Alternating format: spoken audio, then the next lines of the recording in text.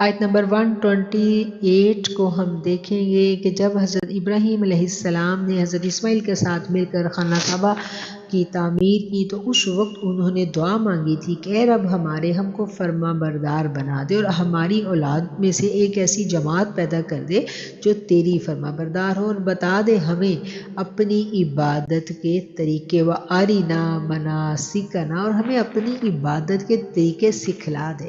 انسان کو تو نہیں پتا تھا نا کہ وہ اپنے رب کی عبادت کیسے کرے۔ یہ جو ہم اللہ کی عبادت کرتے ہیں نا، یہ اللہ نے طریقے ہمیں خود سکھلائے ہیں۔ اور یہ کس کی دعا ہے؟ یہ حضرت ابراہیم علیہ السلام کی دعا ہے، اور اسی لیے تو آپ دیکھیے ہر نماز میں ہم سیدنا ابراہیم علیہ السلام پر درود بھیجتے ہیں نا، ہم ہر نماز میں ان پر درود بھیجتے ہیں۔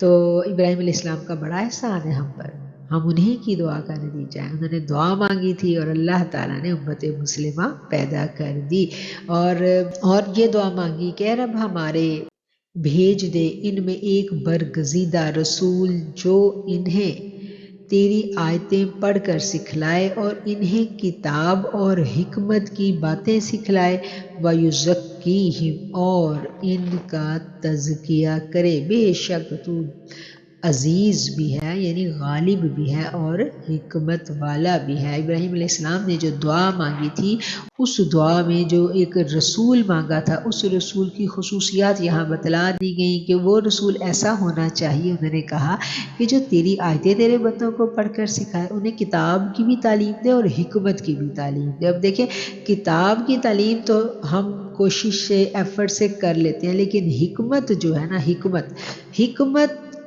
اللہ کی عطا ہے، اور حکمت صحبت سے ملتی ہے، اور حکمت اس وقت تک عطا نہیں ہوتی جب تک تزکیہ حاصل نہیں ہو جاتا۔ اس لیے جب حکمت کی بات آئی ہے تو ساتھ ہی بات آ گئی ہے تزکیے کی، جو لوگوں کا تزکیہ کرے اور انہیں حکمت سکھلائے۔